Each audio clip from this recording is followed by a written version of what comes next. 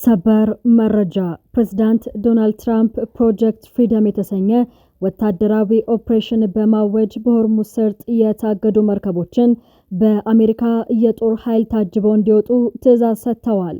ይህንን ተከትሎ ኢራን እስካሁን ታይቶ የማይታወቅ እጅግ አስፈሪ ማስጠንቀቂያን ሰጥታለች።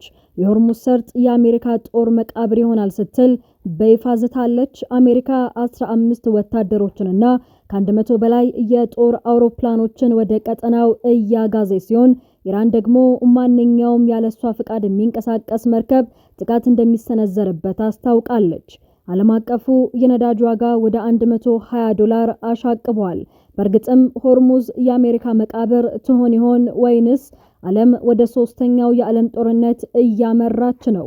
ዝርዝሩን በትንታኔ እንመለከታለን። እስከ መጨረሻው አብራችሁን ቆዩ።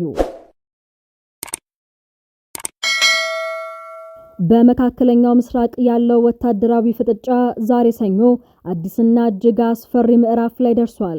ፕሬዝዳንት ዶናልድ ትራምፕ ፕሮጀክት ፍሪደም የተሰኘ አዲስ ወታደራዊ ኦፕሬሽን ይፋ ማድረጋቸውን ተከትሎ የኢራን ጦር ለዋሽንግተን እስካሁን ታይቶ የማይታወቅ እጅግ ደም አፋሳሽ ማስጠንቀቂያን ሰጥተዋል። ትራምፕ በሆርሙዝ ሰርጥ ለ2 ወራት ታግተው የቆዩ መርከቦችንና መርከበኞችን ነፃ ለማውጣት ሰብአዊ ተግባር ነው ያሉትን ስምሪት ቢያውጁም ቴህራን ግን ይህንን እርምጃ እንደ ቀጥተኛ ወረራና የወንበዴነት ተግባር ነው ስትል አጣጥላዋለች። የኢራን ጦር ባወጣው መግለጫ የሆርሙዝ ሰርጥ ደህንነት ሙሉ በሙሉ በኢራን የታጠቁ ኃይሎች እጅ መሆኑንና ማንኛውም የውጭ ኃይል በተለይም አጥቂው የአሜሪካ ጦር ያለ ቅድመ ሁኔታ ቅንጅት ወደ ሰርጡ ለመግባት ቢሞክር ጥቃት እንደሚሰነዘርበት በይፋ አስታውቋል።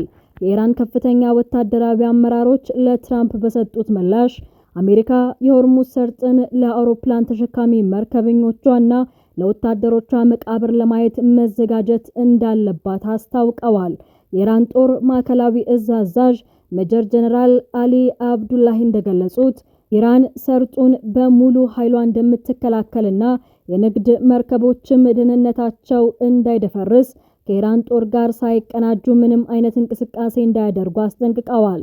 የኢራን መሪ ወታደራዊ አማካሪ የሆኑት ሞሰን ረዛይ በበኩላቸው አሜሪካ የአውሮፕላን ተሸካሚ መርከቦች ያሏት በዓለም ላይ ብቸኛዋ ወንበዴ ናት በማለት የኢራን ጦር እነዚህን ግዙፍ የጦር መርከቦች የማስጠን ብቃት እንዳለውና አሜሪካ ለከፋ ኪሳራ መዘጋጀት እንዳለባት በይፋ ዝተዋል። ይህ ቁጣ የተቀሰቀሰው ፕሬዝዳንት ትራምፕ የአሜሪካ ባህር ኃይል የኢራን መርከቦችን መቆጣጠሩን እንደ ወንበዴ መሆን ሲሉ በኩራት በመግለጻቸውና ይህንንም እጅግ ትርፋማ ቢዝነስ ነው በማለታቸው ነው። የኢራን ባለስልጣናት አሜሪካ በባህር ላይ የምታደርገውን ንጥቂያ ህገወጥ ወረራ ሲሉ የገለጹ ሲሆን ማንኛውም የአሜሪካ ጣልቃ ገብነት የተደረሰውን የተኩስ አቁም ስምምነት እንደ መጣስ እንደሚቆጠር አስታውቀዋል። አሁን ላይ ቴህራን የአሜሪካ የባህር ላይ እገዳ እንዲያበቃ የጊዜ ገደብ ያስቀመጠች ሲሆን ትራምፕ የማይቻል ወታደራዊ እርምጃ ወይም ከኢራን ጋር መጥፎ ስምምነት መፈረም በሚሉ ሁለት አስቸጋሪ ምርጫዎች መካከል እንደሚገኙ የኢራን አብዮታዊ ዘብ ገልጿል።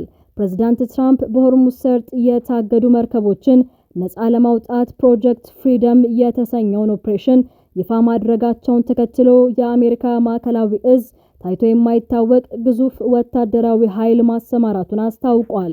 ይህ ግዙፍ ስምሪት 15000 ወታደሮችን ከ100 በላይ በየብስና በባህር ላይ የሚንቀሳቀሱ የጦር አውሮፕላኖችን እንዲሁም ዘመናዊ የሚሳኤል አጥፊ መርከቦችንና ሰው አልባ ድሮኖችን ያካተተ ነው። የእዙ አዛዥ አድሚራል ብራድ ኩፐር እንደገለጹት ይህ ወታደራዊ እንቅስቃሴ በቀጠናው የባህር ላይ ደህንነትን ለማረጋገጥና የዓለምን ኢኮኖሚ ከቀውስ ለመታደግ የተወሰደ መከላከያዊ እርምጃ ነው።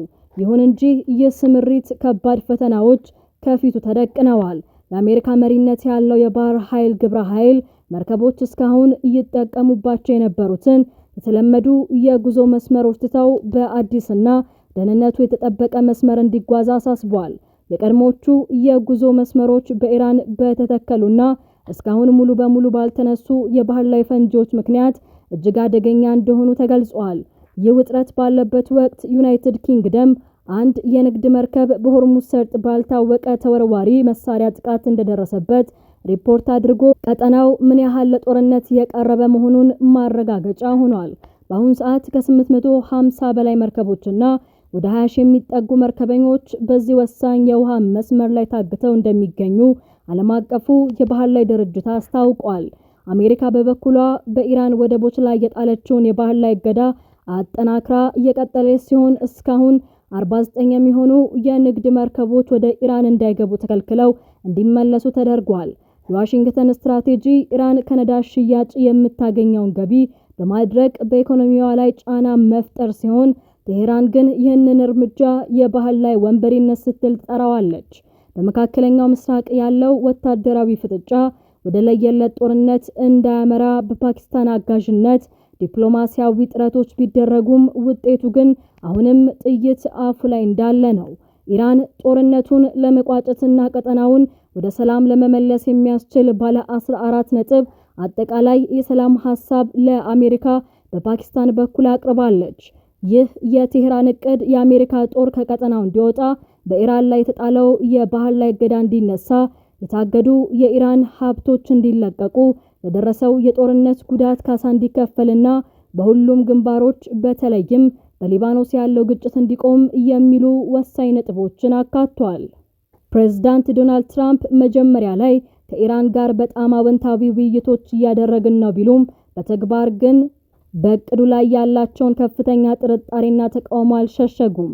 ትራምፕ ኢራን እስካሁን ላደረገችው ነገር ተገቢውን ዋጋ አልከፈለችም በማለት ዲፕሎማሲያዊ ስምምነቱ ተቀባይነት የማግኘት እድሉ አነስተኛ መሆኑን ጠቁመዋል።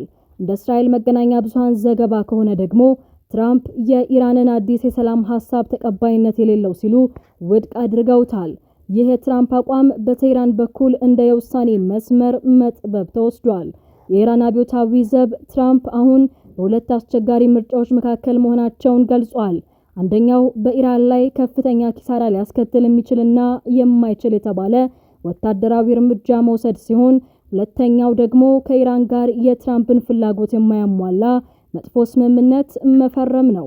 ዋሽንግተን የሰላም እቅዱን ወደ ጎን ብላ በወታደራዊ ኃይል የታገዱ መርከቦችን ለማስለቀቅ ፕሮጀክት ፍሪደም በሚል የምታደርገው ጥረት የዲፕሎማሲውን በር በመዝጋት ቀጠናውን ወደ ታላቁ ጦርነት እየገፋው መሆኑን ተንታኞች ያስጠነቅቃሉ። ይህ በመካከለኛው ምስራቅ የተቀሰቀሰው ጦርነትና የሆርሙዝ ሰርጥ መዘጋት አሁን ከቀጠናዊ ግጭት አልፎ የዓለምን ኢኮኖሚ ክፉኛ እያናጋው ይገኛል። ጦርነቱ ከተጀመረበት ከየካቲት 21 ጀምሮ የነዳጅ ዋጋ በአንድ በርሜል ከ$120 በላይ ከፍ ብሏል። በሰርጡ ውስጥ ታግተው የሚገኙት ከ850 በላይ መርከቦችና 20 ሺህ የሚጠጉ መርከበኞች ጉዳይ የዓለም አቀፉን የንግድ መስመር ሽባ አድርጎታል። የአሜሪካ የገንዘብ ሚኒስትር ስኮት ቤሰንት እንደገለጹት ኢራን በሰርጡ ላይ ከጣለችው አዲስ የክፍያ ስርዓት እስካሁን ያገኘችው ገቢ እጅግ አነስተኛ ቢሆንም የአሜሪካ የባህር ላይ እገዳ ግን የኢራንን የነዳጅ ገቢ ክፉኛ በማድረቁ ቴሄራን በሚቀጥለው ሳምንት የነዳጅ ጉድጓዶቿን እስከ መዝጋት ልትደርስ ትችላለች።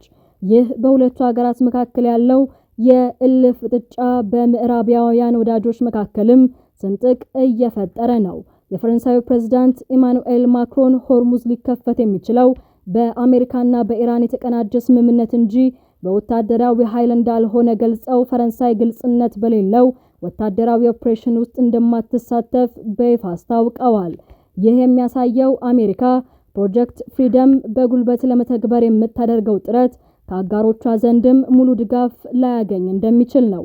ወደፊት ያለውን እንድምታ ስንመለከት ፕሬዝዳንት ትራምፕ በኢራን የሰላም እቅድ ላይ ያላቸው ጥርጣሬና ኢራን ዋጋ መክፈል አለባት የሚለው አቋማቸው ቀጠናውን ወደ ተከታታይ የአየር ጥቃቶች ሊመልሰው እንደሚችል ስጋት ፈጥሯል። እስራኤልም በበኩሏ አሜሪካ በኢራን ላይ ለምትሰነዝረው ማንኛውም ጥቃትና ቴሄራን ለምትሰጠው ያጸፋ እርምጃ ዝግጅቷን እያጠናቀቀች ትገኛለች። የኢራን ባለስልጣናት ግን ፕሮጀክት ፍሪደም በሆርሙዝ ሰርጥ ላይ የሚደረግ ማንኛውም ጣልቃ ገብነት ከተሞከረ የተኩስ አቁም ስምምነቱን እንደ መጣስ ተቆጥሮ የከፋ ምላሽ እንደሚሰጥበት አስጠንቅቀዋል። ዓለም አሁን ያለችው በታላቅ የዲፕሎማሲ ስምምነትና በለየለት የዓለም ጦርነት መካከል ባለ ቀጭን መስመር ላይ ነው። ክብሯትና ክብሯን ቀጠናው በማንኛውም ሰዓት ሊፈነዳ የሚችል ፈንጂ ላይ መሆኑን እያስመለከተን ይገኛል። ፕሬዝዳንት ትራምፕ ኢራን እስካሁን ተገቢውን ዋጋ አልከፈለችም በሚለው አቋማቸው ጸንተው የኢራንን የሰላም እቅድ ውድቅ ማድረጋቸው የዲፕሎማሲውን መንገድ አጥብቦታል።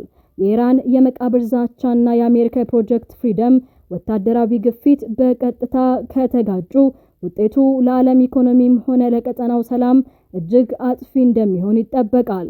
በተለይ ፈረንሳይን የመሰሉ አጋሮች ከአሜሪካ ወታደራዊ እርምጃ ራሳቸውን ማግለላቸው ፍጥጫው አሜሪካን ለብቻዋ ወደ ከፋ ጦርነት ሊከታት እንደሚችል አንድምታ ይሰጣል። ኢራን ያስቀመጠችው የጊዜ ገደብ ሲያበቃ ምን ይከሰት ይሆን የሚለውን አብረን የምንከታተለው ይሆናል። የአሁኑን አበቃን።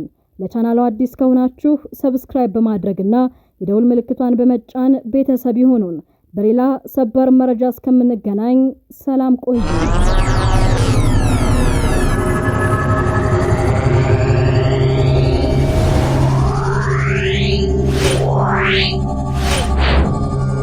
Yeah.